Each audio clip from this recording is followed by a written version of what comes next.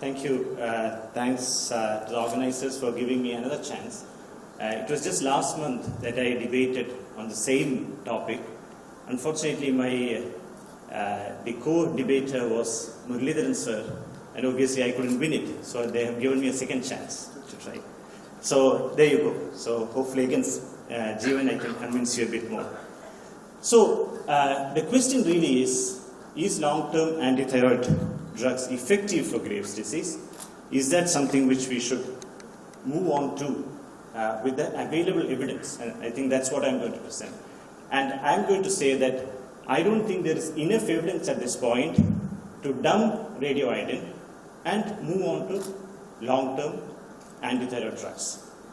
So, I mean, things are pretty easy when Graves' disease is first diagnosed, isn't it?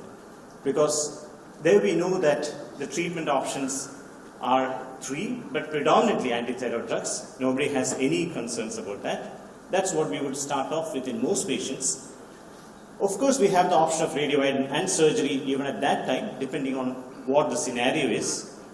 And then the question is, when do you consider other treatment options? And traditionally, we have done this when in situations where you have side effects of drugs. Obviously, those are situations where you have to look at radioiodine and surgery. When there are certain comorbidities, I will discuss that later. And then when there is a goiter, most of these would sooner or later need, especially bigger goiters. It's not essential, but many of them might need surgery. And there is a pre-selected group, or those you can predict earlier, who would have a recurrence on antithyroid drugs.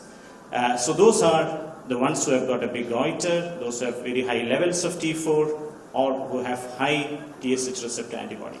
So that's all fairly clear, and we know that. So you start treatment with antithyroid drugs. There's no controversy there. That's the right thing to do. We know, as Steven said, less than 50% will respond in the first year of treatment. No problems there. You might be using either a tapering dose or a block and replace. That's your choice. You might still end up with a group that may not get cured with antithyroid drugs alone. Now, traditionally, this is where we have preferred radioiodine or surgery or long-term antithyroid drugs. So that's where we are.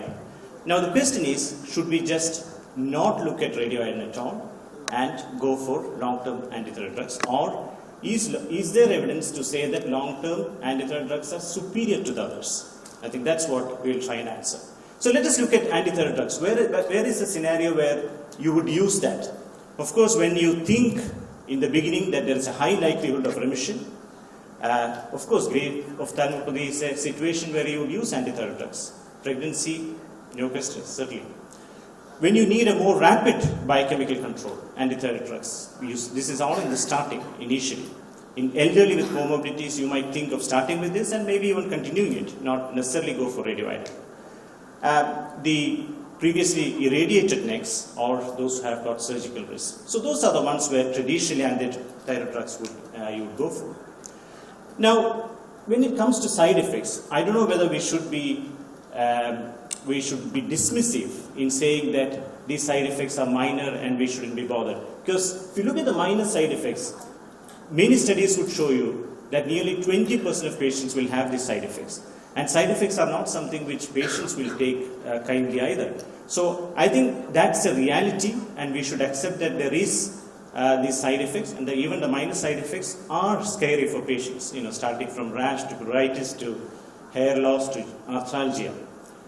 But the severe ones, I am really, really concerned of. So when you move on to we have all seen patients with that. It's not rare in the sense that we don't see. As endocrinologists, we do see from time to time these severe complications. And they are all pretty threatening ones. Because neutropenia, thrombocytopenia, Stevens-Johnson syndrome, cholestatic jaundice, hepatitis. So although you would say it's 1 to 2%, the more you use these drugs, the more you're going to find. So if you're saying that we will just use it in everybody, then naturally you're going to see more of these cases. So do you want that? That's something which you need to think of. Now this is interesting, and it's a report that you should really look at closely.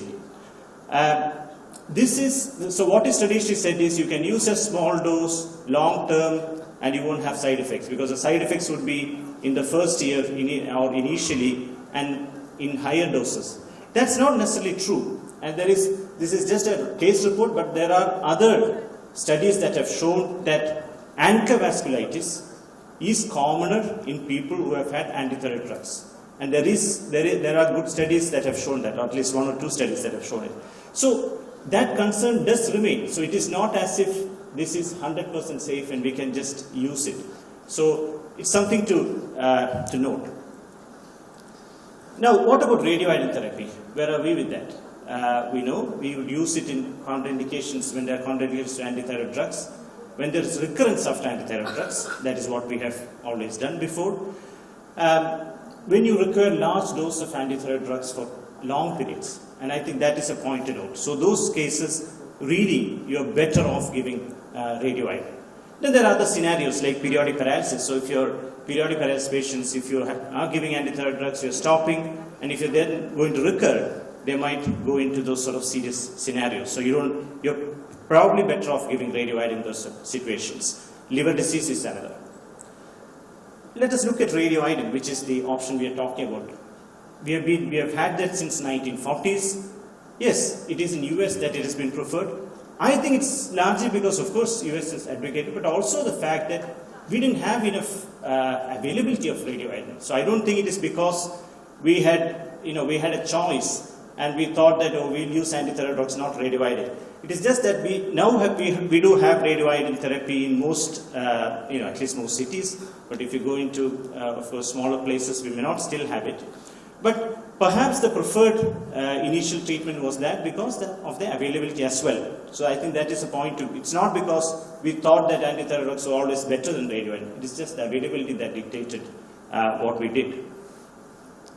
And the conclusions I accept regarding its efficacy is primarily based on extensive clinical experience. It is not based on evidence-based medicine. True. However, whatever limited studies that Jeevan has shown, and I am going to show, shows that both are equally effective and there is similar patient satisfaction, quality of life. So, not a great deal of difference as to which one you choose. So, the million-dollar question is, do you really have enough to support and say that we should not use radioiodine, or antithyroid drug is superior to that? And I think that is the question. So, let us look at a couple of studies to answer this question. So this is one that Jeevan again alluded to initially. So this is looking at the quality of life in long term. In long term. This is not, we are not talking about long term antithyroid drugs versus radioiodine. These are patients who had antithyroid drugs versus radioiodine versus surgery. They were followed up long term and they seem to have similar quality of life. So that is not a concern when it comes to radioiodine. The other was this one that again Jeevan showed, but there are certain things that he didn't talk about in this study. Can you just go back on that slide? Sorry. Can you just go back on this?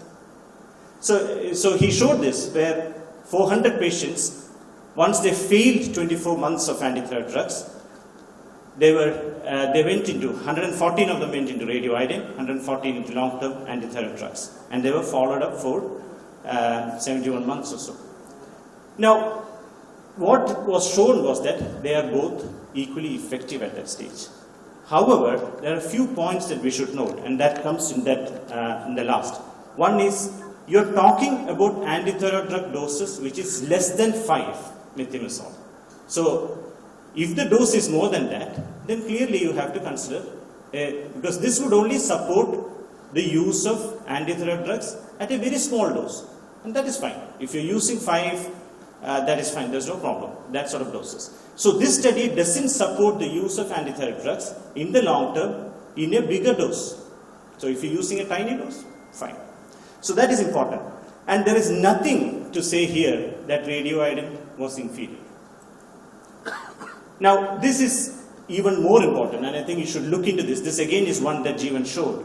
Here they looked at 6 studies. Now let us look at these studies. 3 of those studies are in children. Okay? 3 of those studies are in children. We know we wouldn't use radioiodine in children, so I don't know whether we should even talk about it here. So you can see that 2nd, 3rd, and 4th studies in that list were in children. So take that out. What is there? What is left? The main study that is left is a Chinese study. What you would see here is the numbers. You're talking about small numbers when you're comparing. So when you're talking about antithyroid drugs and evidence for that, you have 3 studies that were in children, and then how can you compare that with radioiodine? Because radioiodine you didn't use in children. Second thing is, the numbers that you have looked at in these studies is small, it's minuscule. The only study is the Chinese study. That is the only study that has a decent number. And the follow-up is only for about 60 months, which is 5 years. So when you're talking about long-term antithyroid drugs for 10, 15, 20, 25, 30 years, where is evidence? There's really no evidence for that. We are talking about 5 years or not even 10 years, less than that. And how long were they followed up for? Again, it's just 5 years or so. 5 to 10 years is a follow-up. So I don't know whether I'll be comfortable giving patients 20, 30 years of antithyroid drugs based on what evidence we have. I don't think we have enough evidence to support its use in the long term. Now, so that is my kind of conclusion of those studies. That is, there are 6 studies, 3 in children, follow-up of less than 5 years in many of those, nearly 20% adverse effects with antithyroid drugs in those studies, in that meta-analysis. And then about 1% major adverse effects. I don't think we should neglect that either. And concern with vasculitis, as I had said earlier. So my reservations for long-term antithyroid drugs are these, and I'll hopefully stop with a few of these with this slide.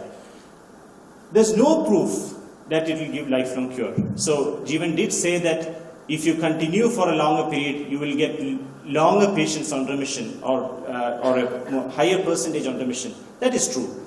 However, the relapse chance is always there when you stop it. So the question is, are you going to continuously give this medicine, or at any point you're going to stop it? So that is one of the concerns. The side effects are a major concern. The compliance to medications. Many of our patients are on a number of medications. You name it, statins, antihypertensives, so many of the medications. Do you want to add to their pill load? It's something which you need to think of. So by the age of 60, 70, most of our patients will be on about 5 drugs anyway now. Do you want to add to that? I think it's, it's up in there. I think many of the studies that we have looked at, although I said there's not enough evidence even now, but there could be underreporting in these in terms of side effects, because many of them are observation studies. There is no real prospective study that has shown that antithyroid drugs are better. The safety in that one big study was only in doses of less than 7.5. So I think, or less than 5 in fact in that study, but that is where it has been shown.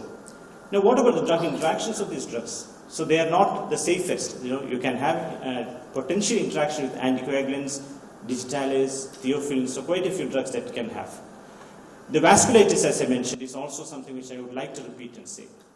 And why do you want to give this lifelong or 20, 30 years when you have a safe and effective alternative in radioiodine?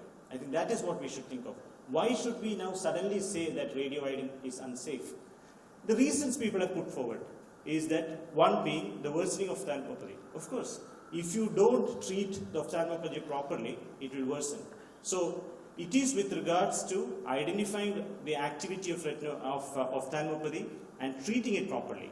If you're giving radioiodine, it should be given under steroid cover at the right time.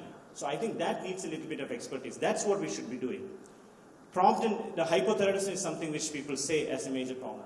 Again, because we are not identifying it early enough after treatment. So once after radioiodine treatment, we should be swift in treating these patients. We should not let them go into hypothyroidism. I think that is an important point. Why do we make them hypothyroid and then treat it? Once you give radioiodine, you know they're going to be hypothyroid, or that is, in fact, the aim of treatment.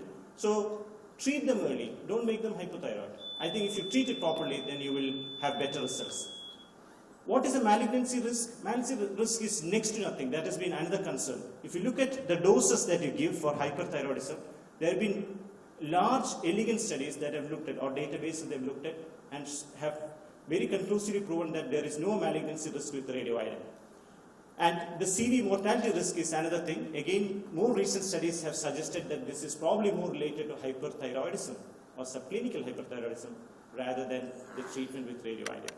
So I think it's a personal perspective. If you say that you just want to control and limit this disease and you're not going to cure it, yes, maybe you can give antithyroid drugs. But do you want to add another pill onto it, which has potential side effects and which has no evidence in the very long term? Or do you want to relieve the patient of the agony of hyperthyroidism by giving radioiodine and then treating them with thyroxine?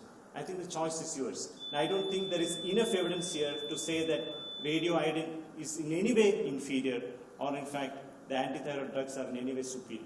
Thank you.